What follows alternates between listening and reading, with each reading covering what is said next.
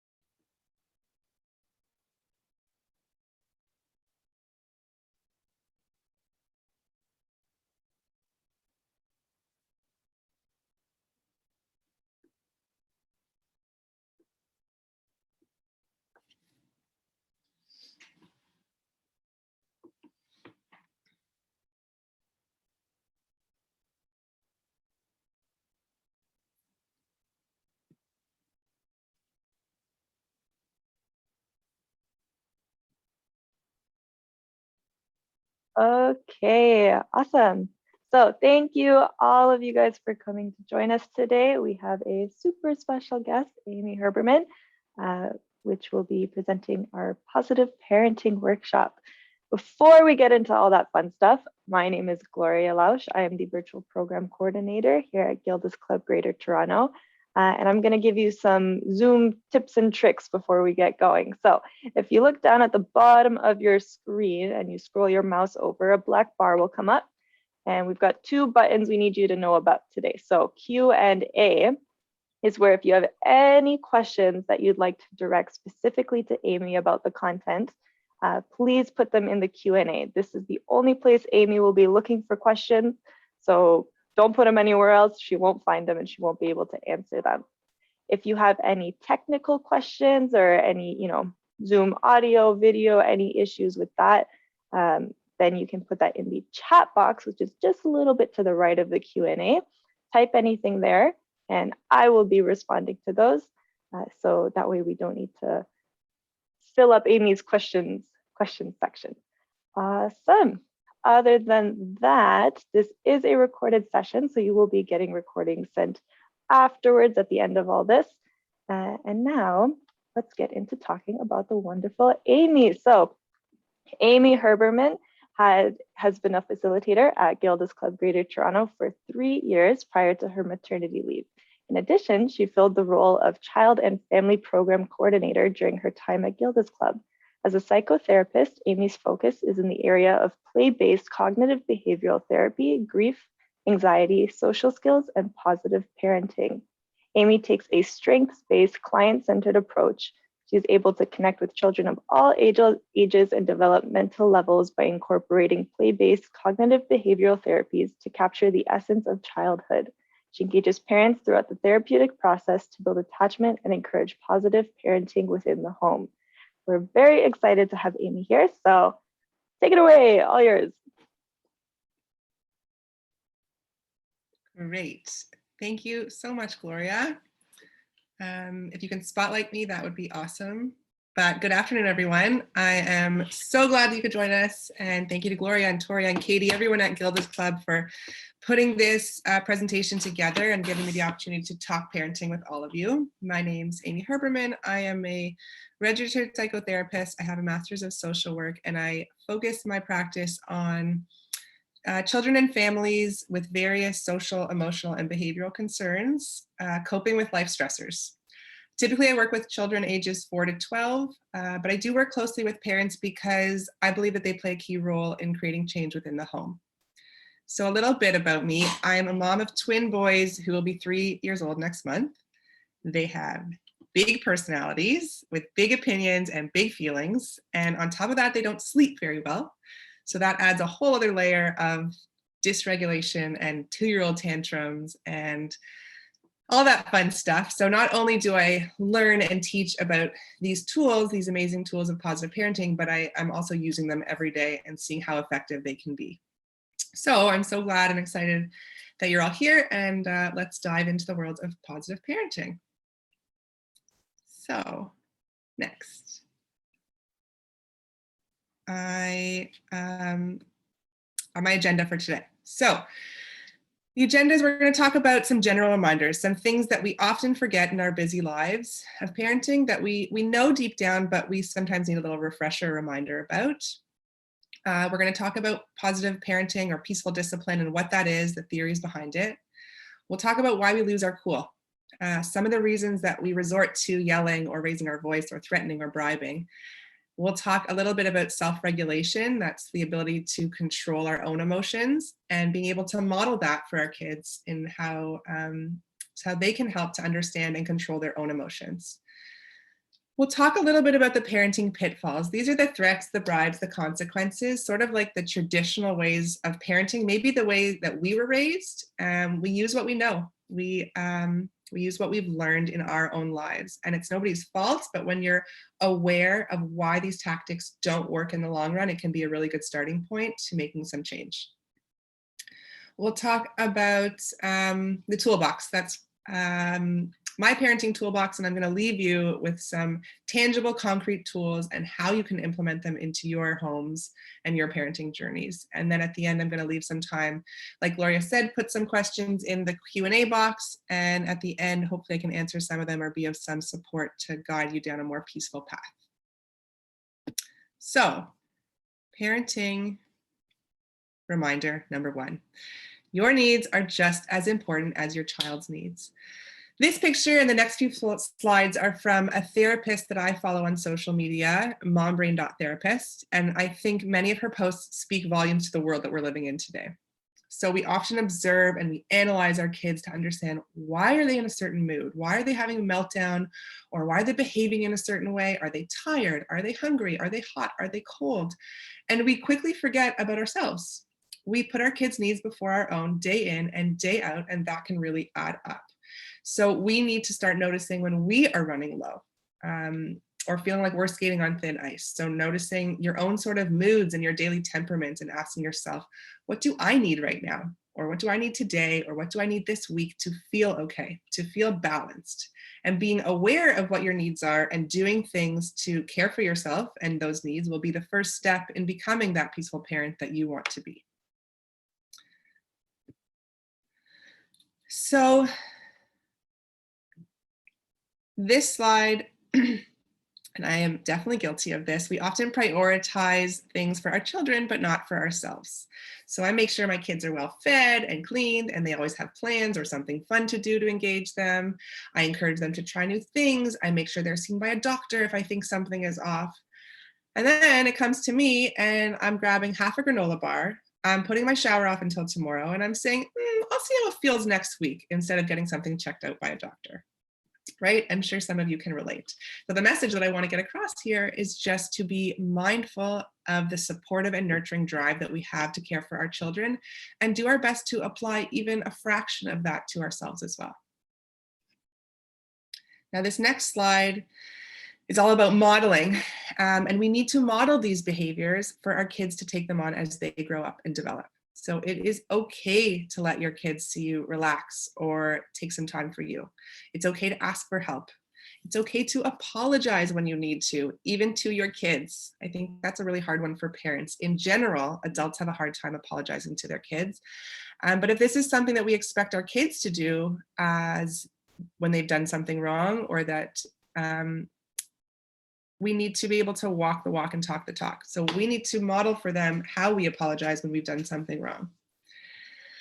Our kids, they learn from us. And so when they see us taking care of ourselves and admitting when we're wrong, they're more likely to take on that behavior in their own life. So let's talk about positive parenting. What is it?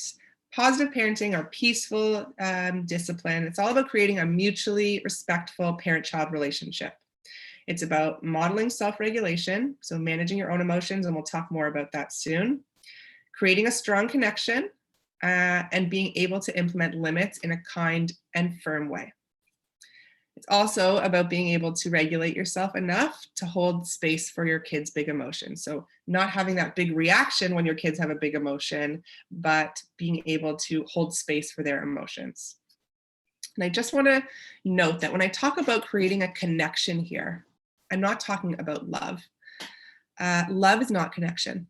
Of course you love and you adore your children, and of course they love and adore you right back, although maybe it doesn't seem like that sometimes. You know, when I hear from my kids, I don't like you, mommy, go away, mommy. When I say something that they don't like, that isn't showing that they don't love me, but the connection is about our kids caring what we think.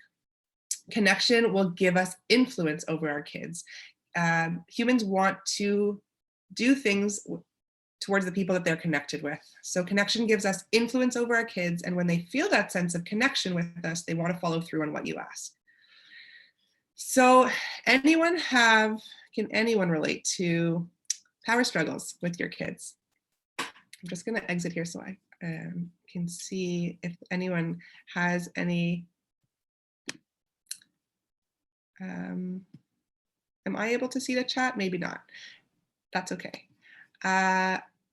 Anyone have power struggles with your kids? Think like, sorry, I'm just having technical difficulty on my end, but I'm going to be right back in 1 second.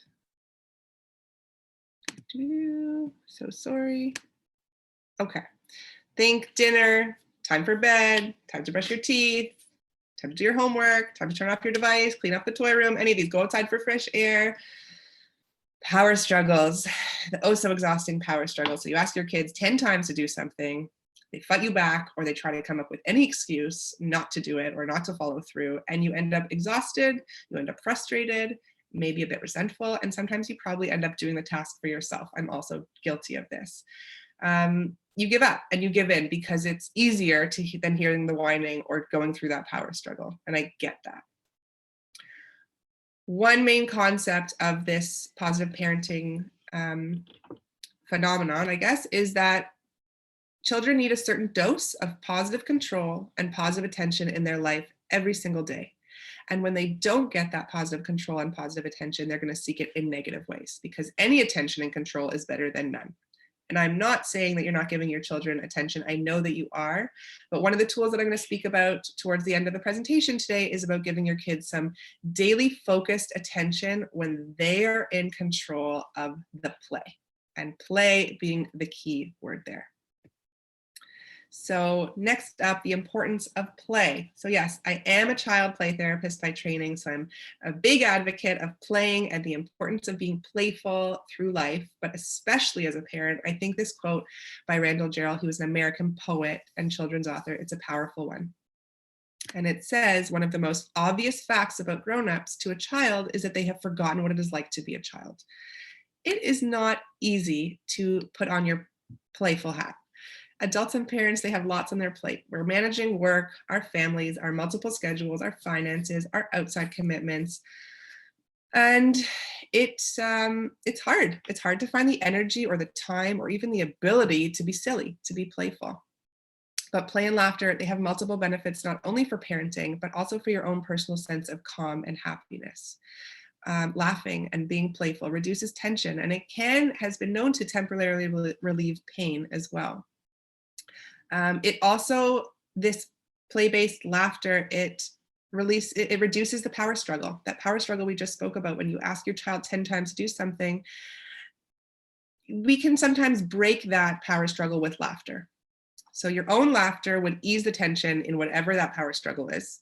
Hearing your child laugh will make you less tense, and that fun, playful nature will help your child move more quickly from that, I'm going to put up my wall here and create a struggle with my parent, and they'll be more on board for following directions or the tasks that need to be completed, just by breaking that power struggle with some playfulness and laughter. Okay, losing our temper. Why do we yell? Well, we yell for a few different reasons.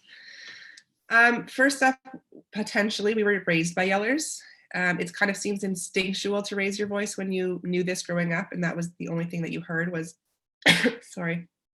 yelling when something went wrong. We've maybe trained our kids not to listen until we yell. So our kids are really used to us losing our temper, and they're just waiting for us to get to that point until they start to listen. And that third reason that we lose our temper, why do we yell, is that we're dysregulated. Something triggers us. And for the purpose of this presentation, I'm going to talk about two different parts of the brain. I like to call it the upstairs brain, which is our logical brain, our brain that does logical thinking and reasoning and problem solving and can really think through a situation. And the downstairs brain, which is down here, the emotional brain. And that is where all of our emotions are on high gear. And so when the emotional brain is turned on, when we're triggered by something and we are dysregulated, our emotions are high and our logical brain actually turns off. Our upstairs brain, the lights turn off, and we actually can't think through a situation logically. And this is what typically leads us to lashing out or yelling or threatening, because we can't think through a situation logically. And even if we aren't yellers and we've never yelled, to be honest, the day-to-day of parenting and life and all that we have to balance is bound to cause us some triggers and some situations or behaviors that for one reason or not, they set us off. So just keeping this in mind and understanding how the brain works can be really helpful in coping with dysregulated, us being dysregulated and our children being dysregulated. So yelling in general, it scares and hurts our kids. Typically, it damages the relationship when we yell. It decreases that connection that I was talking about earlier, and that important connection is what helps to decrease the power struggles and encourage positive, more happy-go-lucky kids. Makes us feel guilty and bad afterwards. I don't know about you, but I definitely feel guilty when I've raised my voice and I've yelled, and I'm very guilty of it. We all do it. We are human. It is okay. Kids need to see us have a range of emotions, because that is what life is. Life consists of a range of emotions. And it just models poor behavior for our kids. So our children learn from the closest people in their world. And so the more that we yell, the more that our kids think it's acceptable to yell, right? How do we want our kids to respond in a situation that is difficult for them? So modeling is so important here of how we want to respond in a situation that triggers us. So let's talk a little bit about what are your triggers. Triggers are something that sets you off, pushes your buttons, and the more aware you are of what pushes your buttons and how you typically react, the easier it's going to be to control your impulsive reactions and take a minute to respond more thoughtfully. Same thing with kids. The more aware kids are of their emotions, what different emotions are for different age levels. Some of the younger kids my children's age, they're almost 3, they don't have the language to talk about their emotions. So we kind of have to teach them about emotions by using emotional vocabulary. And to keep in mind that there is a difference between a reaction, which is instant, without thought, and a response. And that response is more delayed and thought out. And we want to help our kids understand their emotions more so that they can control those emotions better. So what triggers you? I want you to track your triggers. What are they? Is whining a trigger for you? Is it noise? Is it mess? Is it when your kids talk back or when they ignore you? What time of day do you have these triggers typically? Is it right in the morning when you wake up, or is it bedtime? What were you feeling in your body and where were you feeling it? You know, is your head feeling like it's going to explode, or is that frustration in your fists where you just want to punch someone? And how did you react? What was your reaction? Creating a daily log, even for a few days or a week, can really be helpful in learning what your reactionary patterns are to create some change. Learning and understanding where my triggers lie, what time of day they lie, how I feel when I'm triggered, and then we can start to learn what we can do to help those triggers and come back down to a calm place. Okay, so this is the things that might be impacting your patience level these days. This is the pandemic parenting edition. This is again from mombrain.therapist. The pandemic has thrown things upside down and inside out. There are so many more factors that are at play here. Over the past 2 years, almost 2 years, the world has gone through so many firsts, and we're all learning to do things differently. And our kids were all thrown into this new world that they're trying to navigate as well. So we can't forget to give ourselves and our children some compassion here and realize that there are reasons that we're feeling overwhelmed or exhausted or uninterested or bored, etc., because the situation or the environment that we are in is different. It's new. So I'm sure that lots of these various things that are on this poster have been impacting your patience level these days. I know virtual school was definitely one for lots of parents that I've worked with that were causing some frustrations and patience level being low, and that's okay. You are not alone in that. So this slide I really like because often when a child misbehaves, sometimes we just resort to like, well, why are they just being like a little stinker? You know, why? Misbehavior, behavior is miscommunication. So if your child misbehaves, take a moment to consider what they may be trying to communicate to you before you react. Behaviors don't happen in a vacuum. There is a reason behind them. So what is it that they are trying to tell you when they behave in a certain way? Whether it's something that they don't have the words for, the ability to verbalize, or we as parents are doing something that might be causing this behavior, we need to sort of remember that there's a reason behind this behavior. They're not just doing it to be a stinker. They're not just doing it for no reason. There is something that lies underneath and behind that behavior that we need to tap into or just start to be more aware of. So let's talk a little bit about self-regulation. When kids do misbehave or they do trigger us, we need to self-regulate. Right? We need to learn how to calm ourselves in a triggering situation. We need to practice that responding versus reacting. So we need to do something, back to our brain analogy, we need to do something to turn the lights down in our emotional brain, turn the lights down downstairs so that the lights can flick on upstairs in our logical brain and we can reason and problem solve and think through a situation that is happening in our lives.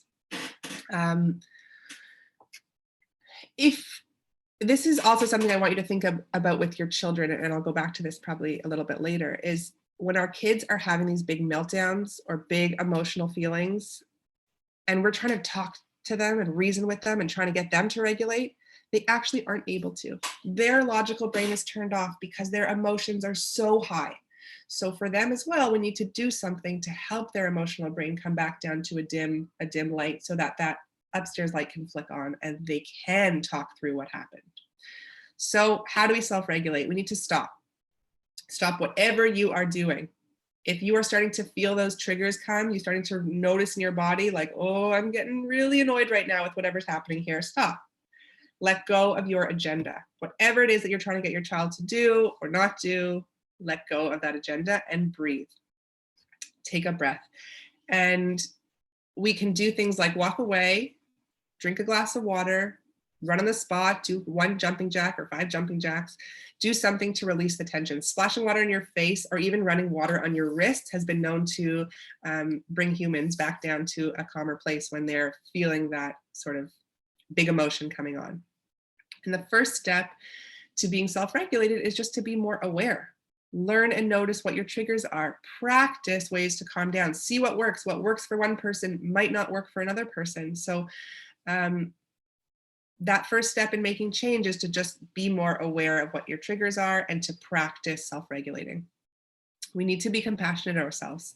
Once you are in a bit of a calmer place, once you've released some of that tension, I want you to say things to yourself like, of course this is hard right now. I'm in a pandemic and I've been home doing homeschooling for 10 months.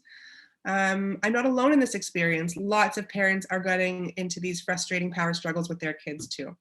So we acknowledge what's going on, we normalize it, and then we comfort ourselves. What do I need right now to come back down to a calm place so I can engage in a better way with my child? And you can actually say these things out loud. Of course, this is hard right now. I've been saying that a lot lately because my kids have not been sleeping very well, and I'm having a lot of struggles with them in terms of big emotions. And so I need to just normalize and accept and acknowledge, like, this is hard right now and I'm not alone. And that really does help me to come back down to a calm place where I can, and then confront the situation in a different mindset. So next we'll talk a little bit about threats, bribes, and consequences. They do not work in the long run. They train our kids to think, well, okay, what's in it for me? Am I going to do this and then mom's going to bribe me with something? Well, why would I do that if there's nothing in it for me, right? It doesn't address the root of the problem. And remember, when I say the root of the problem, there's a reason that this misbehavior is occurring. But when we resort to these tactics of bribing or threatening or consequences, we don't even think of the why. We go right to, like, hey, I just want them to do it, and I want them to stop behaving this way, so I'm going to do anything I can to get them to behave the way that I want. But it often hurts the parent-child relationship. Often kids don't stop what we ask them to do, and it leads us to getting more upset or a louder tone or yelling or saying things we don't mean or worse. And then we have kids that fear us, or they fear something in order to stop the behavior. It's not coming from an instinctual place of them wanting to do the right thing. It's coming from them fearing us or something. So instead, what we want to implement instead of these threats, bribes, and consequences is limits, kind and firm limits. Limits are the lesson. So we don't need to make our kids feel bad to learn a lesson. And I think there's a difference in saying, you know, when you stop being silly, then you can have dessert, versus stop being silly or you're not getting any dessert, right? There's a more kind and empathetic tone when we say things like, when you stop being silly, then you can have dessert, versus stop being silly, you're not getting dessert. That is trying to make our kids feel bad, right? That tone there is having our kids feel bad to learn the lesson. Where in general, I want you to remember, kids don't need to feel bad to learn a lesson. So be aware of that tone and be aware of the intent when you are setting a limit. And children might be upset and get really sad or cry or throw a tantrum from the limit that you are setting, but that's okay. If you can hold that limit, hold firm in an empathetic way, your children will start to understand that they can't play with those limits. You are setting a limit and you are going to follow through on that limit. And it doesn't come easily or naturally, but the more you practice, the easier it will become. And if you can keep this in mind, that the limit is the lesson, and I don't need to make them feel bad to learn that lesson, then you will do better. Just keep those things in mind, that limits are lessons. We don't need to make them feel bad to learn a lesson, and it's okay if they get upset. Just keep pushing through. So stay cool and calm, validate them, which we'll talk a little bit about later in the presentation. Connect with them and be playful with them. This is how we set a limit. And in terms of limits, consistency is key. You know, if you slip up once, you slip up twice, kids know how far they can push you, and then they will push you until you give in. So follow through is really important here. Whatever the consequence that you put in place, you know, some things do require some consequences. Whatever that consequences that you put in place, you have to follow through, which means, you know, you might have to leave somewhere after a few minutes of getting there when you say, you know, if I see that behavior again, we're going to have to leave. If they do that behavior again, we'll follow through with that. You have to leave, even if you don't want to. If you stay there for another 20 minutes until you say, well, if I see that behavior again, then we have to leave. And then they just keep pushing it until they've been there the whole time and you haven't followed through once on it. And then they keep doing it the next time that they go to that place too, because they know you don't mean business. You're not going to actually leave, right? So follow through is really key in this. Okay, we're at my toolbox now. So we are going to talk about 3 different tools that you can implement into your homes. The first tool is one-on-one time. It is focused, child-led play. The second tool is laughter, lightening the mood with giggles. And the third tool is validation. empathizing and connecting with our kids. And it helps children move through that emotional tunnel more quickly. All of these tools will help kids move through the emotional tunnel more quickly, but it will also help with power struggles and more positive behaviors and just a sense of connection with you where they want to do what you've asked them to do. So let's get into one-on-one time. Sorry. One-on-one time. This is where the playfulness kicks in and the importance of getting back into that childlike mindset.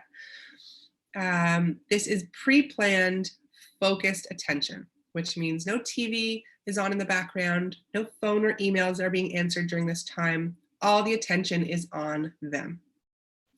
This is child-led play, so they are in control in the play. They get to decide the game. And obviously we're going to create some boundaries around this. You know, they can't hurt you, they can't hurt themselves, they can't burn down the house or destroy the house, but do let them make a mess. If it's something that they want to do and they say, Mom, I want to, Dad, I want a caregiver, I want to paint. And you're like, ugh, I don't want to get the paint out. They need to be in the lead and they need to feel that control. Get the paint out and you'll clean it up together afterwards, but they need to be in control. And I often tell parents, it's so much of their control that if they asked you to lie down on the ground and act like a hot dog for the 20 minutes, 15, 20 minutes, well, then you get down on the ground and you act like a hot dog for 20 minutes. And that will help them have that sense of control where sort of they're in a powerful position and they're telling you what to do. That happens so seldomly in children's lives in terms of the parent-child relationship that it can really add some great connection, and it will help in the power struggles that are occurring in other times of the day. They're getting that positive dose of control with this one-on-one time. And we want it to be consistent. So it can be consistent daily meetings. I often ask parents to try for 15 minutes a day. I totally understand that seems like, holy, that's like a lot. I know it doesn't sound like a lot, but then when you realize how busy your day is, it's hard to schedule in 15 minutes where you're not doing anything else but focusing just on whatever your child wants to do. So try for at least 3 to 4 times a week if you can't do it every day, but aim for every day if you can. In terms of the child being in lead, if they're a kid who's going to say, I don't know what to do. I'm not sure what game we should play. What game should we play? Have them write out a list of all the different games that they might want to play with their caregiver. And so when it's time for that special time together, they can just pick one off the list. Or if you want to make it more playful, you can write them all out on paper, cut them up, scrumple them up, put them in a hat, and then every time they can just pick it out of a hat and decide what they're going to play. Let the kids come up with a really fun name for this special time. I learned it as body, mind, and soul time. You can come up with any name that you'd like. Silly names are fun, or maybe it's just mommy and me time or daddy and me time or whatever it is. So let them come up with a fun name for it. Maybe they can draw a poster. So every time that this special time is coming, they put it on the door or they put it on the wall so they know that's their special time. And this is going to sort of this dose of positive control that we're giving to them here in this one-on-one time. It's sort of like payment into their like easygoing bank. Okay, you give them undivided attention where they're in control every day for a short amount of time, 15, 20 minutes. And then when you need something from them, they're going to be more accepting. You've given them those sort of dividends in their bank and they're happy to give you whatever you need. So this should be scheduled in advance. We want kids to anticipate that this time is coming and get excited for this time. It shows them that you care enough and you're invested enough in this time and you're not just throwing it together when you have a minute. We want to put it on a calendar, which means that you will need to look into your own calendar and see when you can actually schedule this time in. Put it in your calendars, 15, 20 minutes. Put a timer on during the time. Lots of kids are, 5 more minutes, no, 1 more minute. And they might have a meltdown at the end when you have to end it, but put a timer on, remind them when there's 5 minutes left of that special playtime, remind them when there's maybe 1 minute left of that special playtime, and then remind them when their next special playtime is going to be. Show them on the calendar. See, we're finished our playtime today. Tomorrow our playtime is going to be at 3 o'clock or whenever it is. So I have a star here of technology free. If possible, we want this special one-on-one time to be technology free. We want to actually engage with our kids, but I do know that so many kids are into their online video games, into their Roblox, into whatever the games that they're into. And if this is the only thing that your child will agree to or wants to do, try and take some interest in what they're doing. Let them show their mastery and be sort of a student and them to be the teacher of whatever that game is. Be genuinely interested in whatever they are teaching you. Even if you couldn't care less about Roblox or whatever game they're playing, try and put it on for those 15, 20 minutes. Ask questions, be interested, let them show you how much they know about this game. And that is also a really nice way for them to get that focused attention and control. Now, your play muscles are going to be weak. For some of us who have not been in a childlike mindset since we were kids, it's going to feel pretty strange to put our silly hats on and be silly and get down to the floor and be playful. But I do promise you it will get easier and it will get fun. It will feel good for you because you will be seeing results if you can stay consistent with this tool. Again, consistency is key here. All right, my next tool is laughter. Laughter builds connection. Laughter lightens the mood. It adds some levity to a heavy, frustrating situation. Like I talked about before, when you are laughing, you are less tense. When you hear your kids laughing, they are less tense, and it helps them to move through that big emotion or that power struggle more quickly. It can break that power struggle. Roughhousing games. So these are games to create laughter, and they can be, this is separate from one-on-one time. Yes, if there is an opportunity to create laughter in the one-on-one time, great. But the one-on-one time is really about children being in control. Laughter here is about sort of a different point in the day, creating some laughter that will help to build that connection that we're looking for. So roughhousing games, anything to get them laughing. But I want to make a note here that it shouldn't be laughing out of getting tickled. Tickling, it gets out a different type of laughter. The child needs to feel powerful in these roughhousing games. You need to be the sort of submissive, and the child needs to be the one who's in power. Let them win. Whatever the game is, let them win. But you still want to sort of put on your acting hat and engage with them through that game. We don't want to just be like, okay, you won. Really pretend to try your hardest and let them try their hardest and win. You want them to feel in control and you to be powerful in a playful way. You need to be big and animated and silly to create this laughter. And again, laughter will help to break the cycle of a power struggle. So some examples of roughhousing games. See if they're strong enough to push you over. Be animated about it. Like hold your body up straight. If they're little kids, get down on your knees, hold your body up and say, push as hard as you can and see if you can be the strongest human alive, and make it really big and powerful and silly and animated when you fall over. Whoa, you were the strongest human alive. How did you do that? Where'd you learn to get so strong, right? We need to put on this sort of big, animated, playful, childlike mindset for our kids to feel that connection with us. You can make them into an ice cream sundae or a pizza or a sandwich. Ask them what they want to be made into and lie them on the ground, and you can pretend to put all the toppings on their pizza or put all of the ice cream toppings on their sundae, and then maybe you pretend to roll them up and put them in the oven, or you roll them up and put them in the freezer and you wait a minute and beep, beep, beep. Okay, now you're ready to eat, and take them, their whole body, and pretend to eat them all up. Again, these are things to create laughter. Pillow fights. Holding them like a baby and spinning them around, even if they're really big and you have big kids, you can do that too if you're strong enough to pick them up. Chasing games, a game where you take each other's socks off. Whoever can take the other person's sock off quicker wins. And you might be chasing each other around the house to get each other's socks off. All of these are just sort of playful ways of creating connection.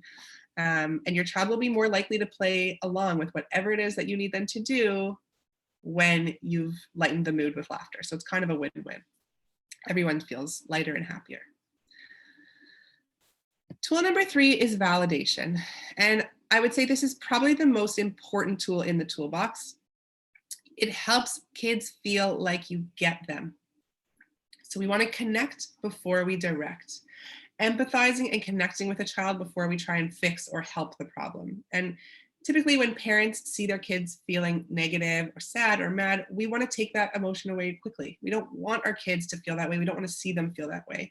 And so we do things or say things like, it's okay, it's not such a big deal, don't worry about it, stop crying, why are you so upset, this isn't such a big deal. We say those things in the most loving way. Of course, it's not such a big deal when your ice cream falls onto the ground and you can just get another scoop right here.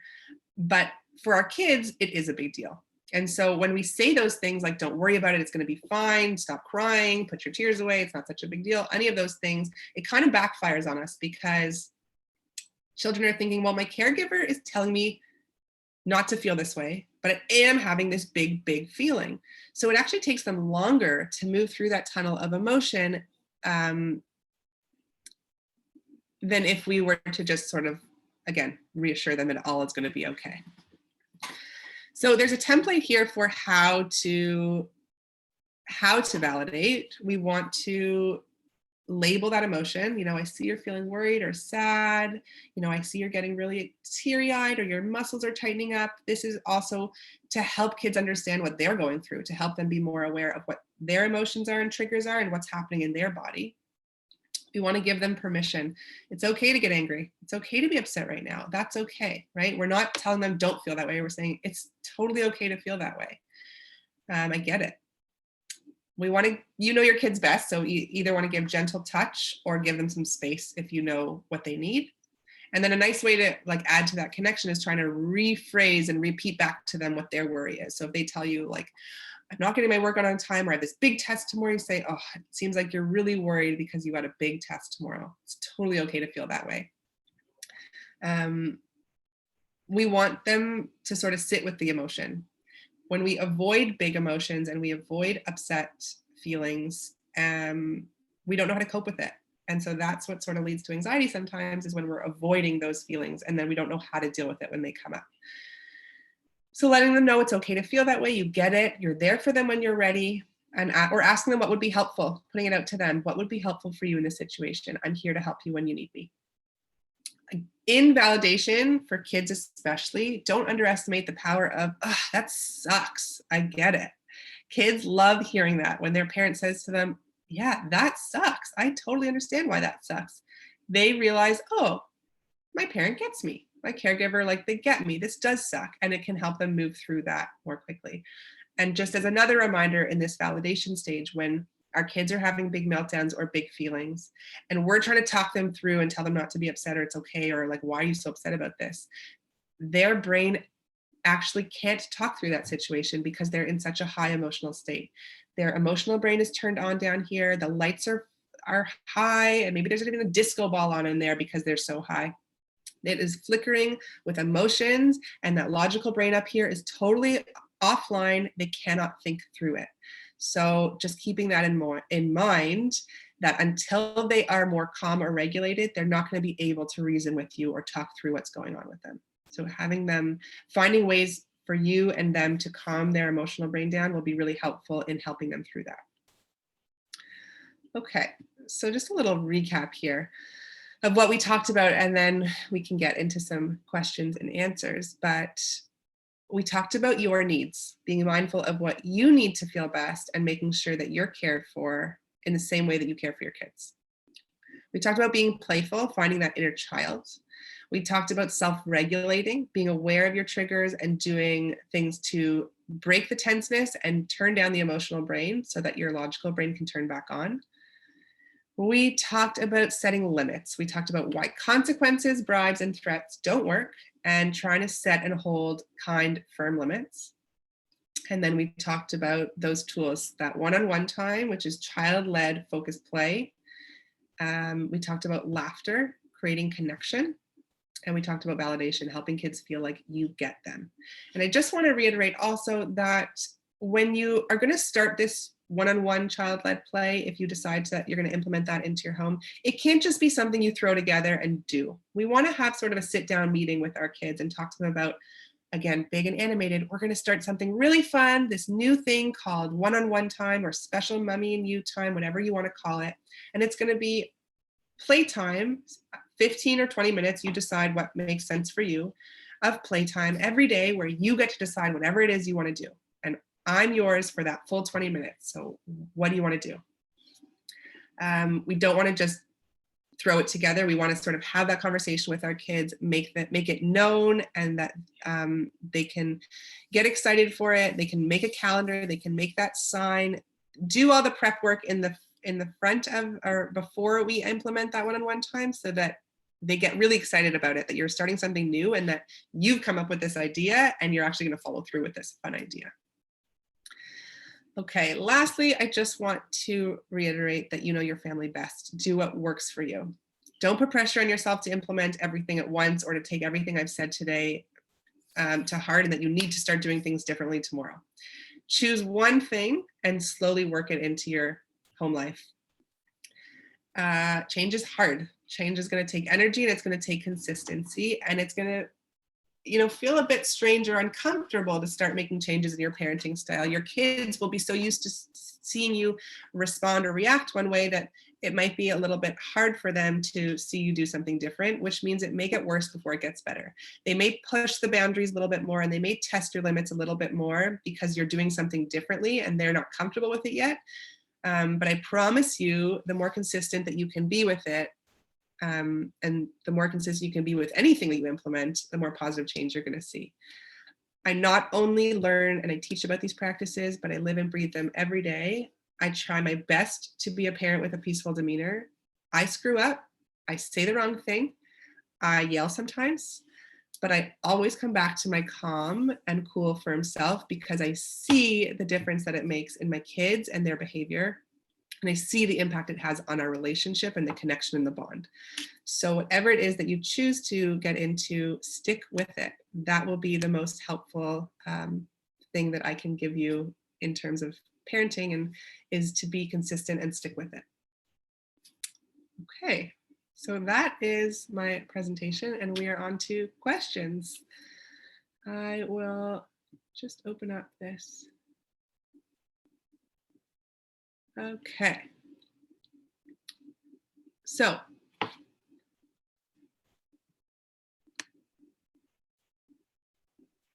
Are you able to see the Q&A question? Are there 3 questions there? I'm just making sure that I'm looking at the right place. Yeah, so the first 2 were comments on when you were asking about pushback from kids. Yeah. Power struggles. Yes, usually around devices. Okay, I couldn't see that before. I was looking for it before, but I couldn't see it. So yes, any ideas for teenagers? How do your ideas translate for older kids?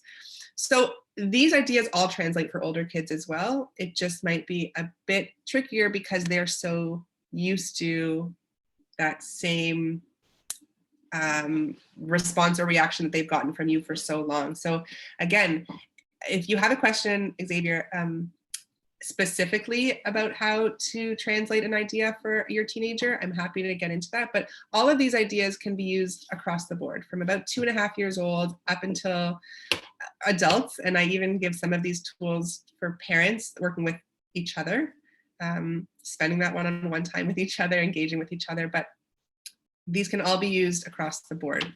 I know it seems harder once kids are in their teenage years and they're so set in their ways, but being open about it and talking about at sort of a family meeting, what kind of things we want to change in the house? What kind of things do you like that are happening in the house? What kind of things do you not like that are happening in the house? Getting your kids sort of buy-in into helping them feel like they have a sense of control, they have a sense of power also. I'm not sure if that answered the question or not, Xavier, but I hope that was helpful. I do know it was mentioned specific, or at least this was asked specifically when you're talking about playing with kids. Do you have any maybe tips for play with teens who aren't interested in play? So the one-on-one time or the roughhousing? Would you know what it was? Roughhousing, I think. Yeah. Yeah, I mean, sometimes kids aren't very playful when they get into their teenage years. It's not cool to play anymore with your parent. So you can play Make Me Laugh.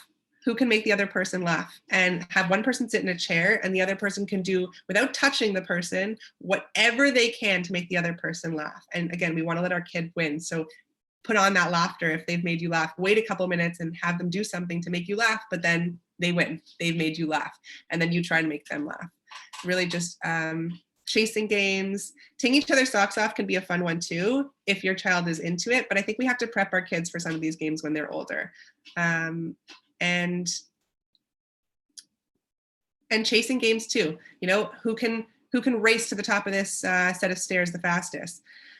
That will probably bring out some laughter too, when you're both racing up these stairs and you can't catch your breath, and you know, you have to find a big set of stairs to do it. But that could be a really fun way to make your kids laugh also. Christy, a lot of times my kids say they're too tired to do whatever I ask them, and sometimes I know they are in fact tired, but they still need to brush their teeth, for example. What is a good way to deal with tired and cranky kids? Laughter. Laughter is a good way to deal with tired and cranky kids. If you can be animated and funny and put on a silly voice of like, oh, you don't want to brush your teeth today? Your teeth are going to fall out. Like, really just be silly and be funny. And they'll be like, what is she talking about? They'll laugh a bit and they probably will go brush their teeth more quickly than you just asking them 10 times and getting more frustrated to go brush their teeth. So finding a fun way to add in some laughter there can be a good way to get tired and cranky kids to do what we need them to do. Can you share your thoughts and suggestions on situations? Should I be reading these out loud? Is that, yeah, okay. Go for it. Can you share your thoughts and suggestions on situations when both parents are on completely different pages? One parent is trying to implement your great ideas, the other fails to recognize their influence and is bribing the kid or not establishing boundaries. 12-year-old child is caught in the middle as parents are in the midst of a separation. How do you navigate this, especially if the alienated parent is unwilling to engage in appropriate co-parenting discussions? This is a really tough one, and one I work with pretty consistently. The fact is, we can't control the other parent. We can only control what we do and how we respond or how we react to a situation. So if you know you're doing all you can to implement these positive parenting strategies, and unfortunately the other parent is not, you can't control that. You can do as much as you can to implement these strategies with your 12-year-old, and hopefully the other parent sees the benefit of that. You know, they see the consistent benefit of them following through with certain situations. Maybe it's a parenting session with someone like me or someone similar. I've worked with lots of different parenting coaches, Amy McCready and Sarah Rosensweet and Corey Stern, and lots of different people that have been able to help parents, especially parents who are separating, navigate this. And I work with lots of separating parents with children of all different ages, and consistency is key. So it's hard when our co-parent is not doing the same things that we're doing, but again, we don't have control over that. We can only control what we do, and as long as you're staying consistent, your 12-year-old will realize that that is a better way of managing their behavior in your home, and might even give some of those skills to the other parent. They might even tell the other parent how things might work differently. And then when you have sort of proof that this is working and they are following through and establishing those, you establishing boundaries as being helpful, the other parent might get on board when they see how different it is in your house versus their house, or how much easier it is in your home versus their home.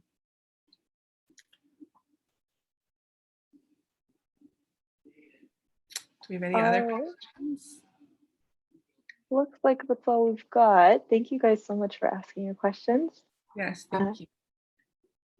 Again, if there's anything that I didn't touch on in this presentation that you want to hear more about, I'm sure Gloria would be happy to connect you, and I'm happy to provide more information or more depth on certain areas. I know we only had about an hour today, so I couldn't get deeper into all the things I wanted to get into, but I think I left you, or I hope I left you with some useful pointers and tools to bring back into your homes and your parenting journeys.